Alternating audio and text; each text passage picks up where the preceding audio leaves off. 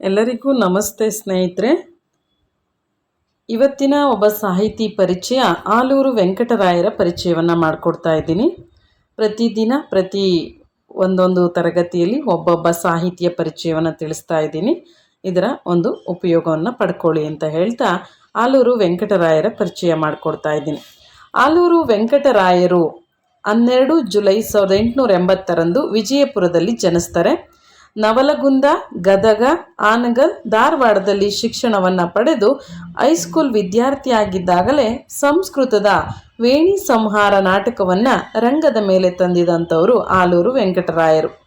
ಕರ್ನಾಟಕತ್ವವನ್ನೇ ತಮ್ಮ ಜೀವನ ಮಂತ್ರವನ್ನಾಗಿಸಿಕೊಂಡ ವೆಂಕಟರಾಯರು ವಿದ್ಯಾರ್ಥಿ ಜೀವನದಲ್ಲಿಯೇ ಕನ್ನಡಕ್ಕಾಗಿ ಟೊಂಕ ಕಟ್ಟಿ ನಿಂತಂಥವರು ಅಂತ ಹೇಳ್ಬೋದಾಗಿದೆ. 1903ರಲ್ಲಿ BA ಪದವಿಯನ್ನು ಪಡ್ಕೊಳ್ತಾರೆ. ಮುಂಬೈಯಲ್ಲಿ ಕಾನೂನಿನ ಅಭ್ಯಾಸಕ್ಕೆ ತೊಡಗಿಕೊಳ್ತಾರೆ. 1905ರಲ್ಲಿ ವಕೀಲರಾಗಿ ಆನೆಗೊಂದಿ ಮತ್ತು ಅದರ ಸುತ್ತಮುತ್ತಣ ಪ್ರದೇಶದಲ್ಲಿ ಮಾಡಿದ ಪ್ರವಾಸದ ಫಲವಾಗಿ ಕರ್ನಾಟಕ ಸಿಂಹಾಸನ ಸ್ಥಾಪನಾಚಾರ್ಯ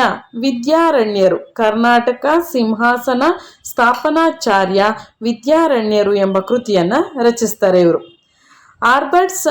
ಆರ್ಬರ್ಟ್ ಸ್ಪೆನ್ಸರ್ ಅವರ ಶಿಕ್ಷಣ ಮೀಮಾಂಸೆ ಕೃತಿಯನ್ನು ಕನ್ನಡಕ್ಕೆ ಅನುವಾದಿಸಿದಂಥವರು. 1912ರಲ್ಲಿ ಕರ್ನಾಟಕ ಗತವೈಭವ ಎಂಬ ಗ್ರಂಥವನ್ನು ಇವರು ಪ್ರಕಟಿಸ್ತಾರೆ. ಕರ್ನಾಟಕ ಗತವೈಭವ ಯಾರ್ದು ಅಂದರೆ ಆಲೂರು ವೆಂಕಟರಾಯರದು. ಕರ್ನಾಟಕ ಇತಿಹಾಸ ಸಂಶೋಧನಾ ಮಂಡಲವನ್ನು ಇವರು ಸ್ಥಾಪಿಸ್ತಾರೆ. 1922ರಲ್ಲಿ ಜಯ ಕರ್ನಾಟಕ ಅನ್ನುವಂತಹ ಪತ್ರಿಕೆಯನ್ನು ಕೂಡ ಸ್ಥಾಪಿಸಿ 1920ರಲ್ಲಿ ಗಾಂಧೀಜಿಯವರ ಅಸಹಕಾರ ಚಳುವಳಿಯ ಕರೆಗೆ ಓಗೊಟ್ಟು ವಕೀಲ ವೃತ್ತಿಯನ್ನು ತ್ಯಜಿಸ್ತಾರೆ. ಕರ್ನಾಟಕ ಏಕೀಕರಣಕ್ಕಾಗಿ ತಮ್ಮನ್ನೇ ತಾವು ಅರ್ಪಿಸಿಕೊಂಡಂಥವರು ಆಲೂರು ವೆಂಕಟರಾಯರು.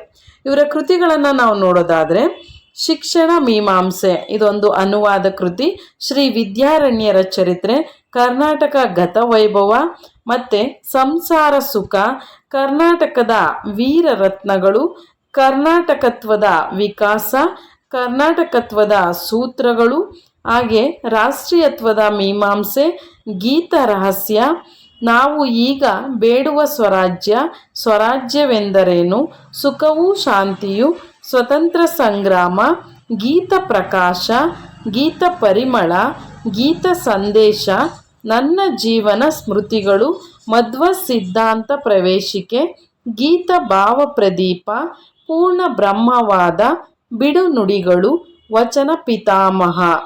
ಇವರು ರಚಿಸಿರುವಂತಹ ಕೆಲವು ಕೃತಿಗಳು. ನಾನು ಕೆಲವನ್ನ ಇಲ್ಲಿ ಕೊಟ್ಟಿದ್ದೀನಿ, ಉಳಿದವನ್ನು ಬಾಯಲ್ಲಿ ಹೇಳಿದ್ದೀನಿ.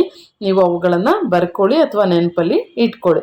ಇವರಿಗೆ ಬಂದಂತಹ ಪ್ರಶಸ್ತಿ ಪುರಸ್ಕಾರಗಳನ್ನು ನೋಡೋದಾದರೆ ಆಲೂರು ವೆಂಕಟರಾಯರು 1930ರಲ್ಲಿ ಮೈಸೂರಿನಲ್ಲಿ ನಡೆದ 16ನೇ ಅಖಿಲ ಭಾರತ ಕನ್ನಡ ಸಾಹಿತ್ಯ ಸಮ್ಮೇಳನದ ಅಧ್ಯಕ್ಷತೆಯನ್ನು ವಹಿಸ್ಕೊಂಡಿರ್ತಾರೆ.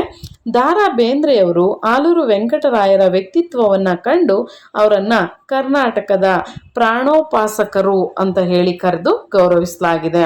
ಕರ್ನಾಟಕದ ಪ್ರಾಣೋಪಾಸಕರು ಅಂತ ಯಾರನ್ನ ಕರೆಯಲಾಗಿದೆ ಅಂದರೆ ಆಲೂರು ವೆಂಕಟರಾಯರನ್ನು ಯಾರು ಕರೆದಿದ್ದಾರೆ ಅಂತ ಅಂದರೆ ದಾರಾ ಬೇಂದ್ರೆಯವರು ಕರೆದು ಅವರಿಗೆ ಗೌರವವನ್ನು ನೀಡಿದ್ದಾರೆ. ಇದಿಷ್ಟು ಆಲೂರು ವೆಂಕಟರಾಯರ ಒಂದು ಪರಿಚಯ ಅಂತ ನೋಡ್ಬೋದಾಗಿದೆ. ಅದರಲ್ಲಿ ಬಹಳ ಪ್ರಮುಖವಾಗಿ ಕೇಳುವಂಥದ್ದು ನಮಗೆ ಯಾವುದು ಅಂದರೆ ಕರ್ನಾಟಕ ಗತವೈಭವ ಅನ್ನುವಂತಹದ್ದನ್ನು ಹೆಚ್ಚಾಗಿ ಪ್ರಶ್ನೆ ಆಗಿರೋದನ್ನು ನಾವು ನೋಡ್ಬೋದಾಗಿದೆ.